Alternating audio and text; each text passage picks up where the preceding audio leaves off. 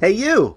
Good morning. Happy Friday. All right, so we are back here. Today is day 10 of my 25 days of tips to get you healthy, leaner, meaner, and ready to be bikini ready for summer because, it's summer already. So the whole idea, right now, we are getting closer and closer to things opening up. It looks like our facility might be opened up very soon. And, so now we got to get the oh wow or oh shit moment and, I didn't do enough. And then we're going to get back into some of our workouts and day-to-day living where we'll be like, whoa, I'm so far behind from where I thought I would be. So the whole idea is every one of these tips that we've laid out here for you is something that you should be easily able to implement into your day-to-day life. Good morning, John. Good morning, Shannon. Good morning, Mary Beth. I'm really, really happy to have all you guys, and I've seen a lot of the same familiar faces each morning, and I really think that this is going to add up to long-term success. So, the whole thing is we can all jump into some super strict diet. We can all neglect carbs for a while. We can all fast for days. We can do tons of cardio. And yes, we can be probably 10, 12, 15 pounds lighter in maybe 3 weeks, 4 weeks. But then what happens when we go back to normal living? You gain it back. And not only do you gain it back, but you gain it hard back because that rebound is normally so strong with the pendulum swing back. So the more extreme you do one thing, the more extreme it's going to come back at you. So the whole point of today is to talk about how you can find that minimum threshold of what you need to do. So today's topic is, do I need cardio?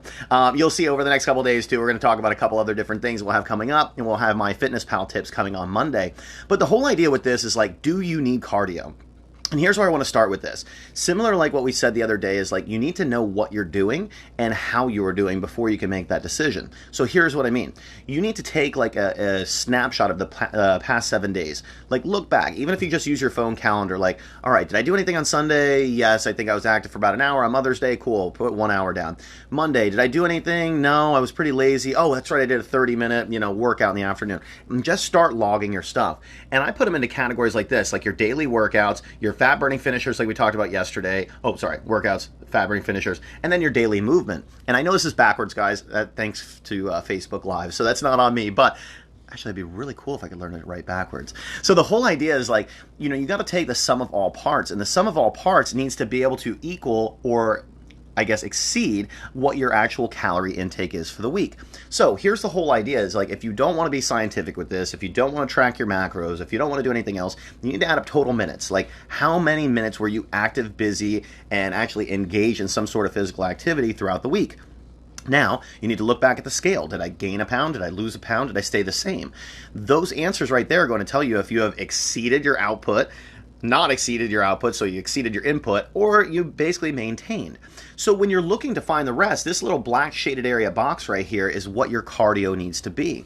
So say for instance, my average for the week is about, let's say 2 hours of workout. So that would be 30 minutes, 4 days a week. Cool. Then I do about, a 15-minute finisher on those 4 workouts. So that would be my other hour. So 2 hours, 1 hour. The next is if I move, say, 5 minutes a day, 5 minutes at a time, 10 minutes throughout the day. So that was our tip 2, move more up here.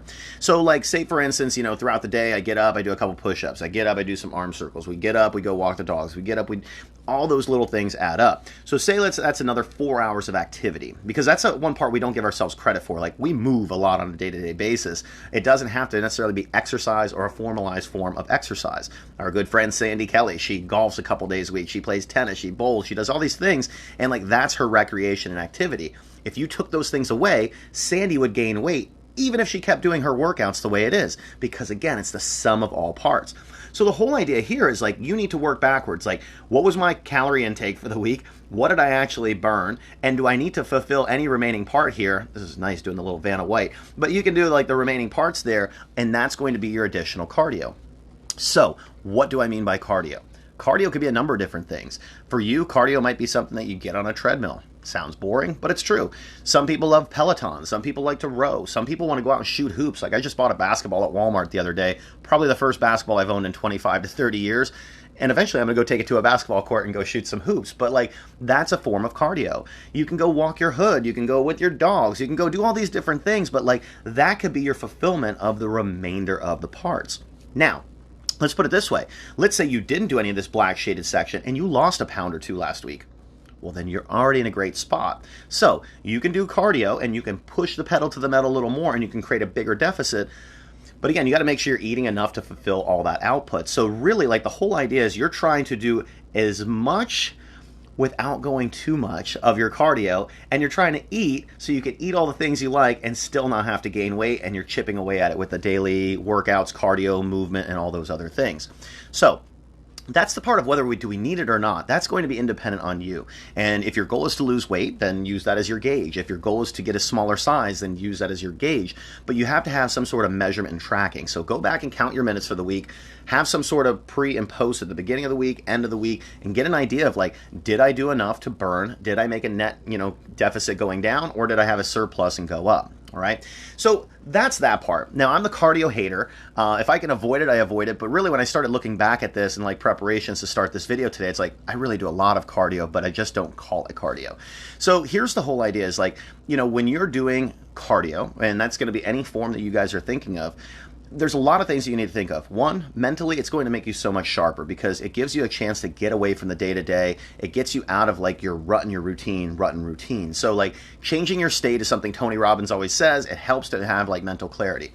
The next part is blood circulation. Like getting the blood flowing helps for so many different things. It helps for healing. It helps for oxygen to give you more energy. It helps for all these different things and functions that you need in your body. Chances are if you're moving more, you're probably going to drink more. So then we have more water intake like we had on day one. So like literally all these things from cardio add up. So it's like, it's not only mentally sharp, it's not only physically sharp. Then the next part is it's going to help your digestion. I've made a blog out there. I've posted several times, but it's called Running Makes Me Poop. If I run, somehow I have to go to the bathroom. So like it helps your digestion too. So the whole idea is like there's so many other benefits. So while you might be looking at cardio as a necessary evil, think about it as a beneficiary, like ally. Like you're using this as like your support. Perfect example. I see Tara Mills just checked in here. She sent me over her daily steps, and she does like 17,000 steps or something ridiculous a day at the hospital. Like if she did not work for a couple of days, but yes, she still did her workout, she still did everything else, Tara's probably going to gain weight.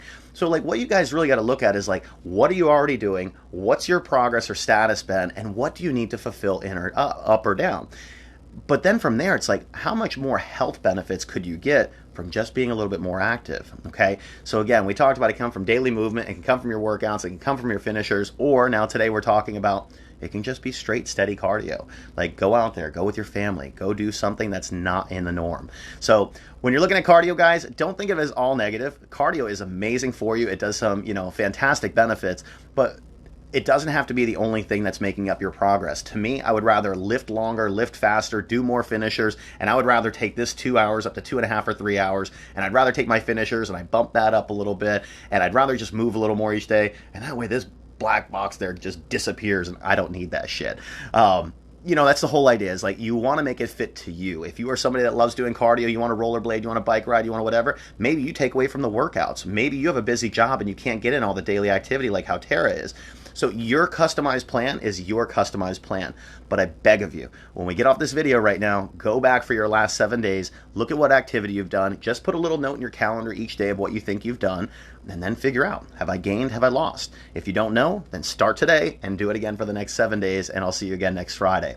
I hope this really helps, guys. Don't think of cardio as the devil. It's still a good thing for you. And again, if you're feeling mentally drained, mentally unsharp, then that's probably where you need to start first, is just go out and walk, get out and do something, and then maybe that'll lead to some weightlifting, that'll lead to some fat-burning finishers, and then maybe you'll be more motivated to move more on a daily basis.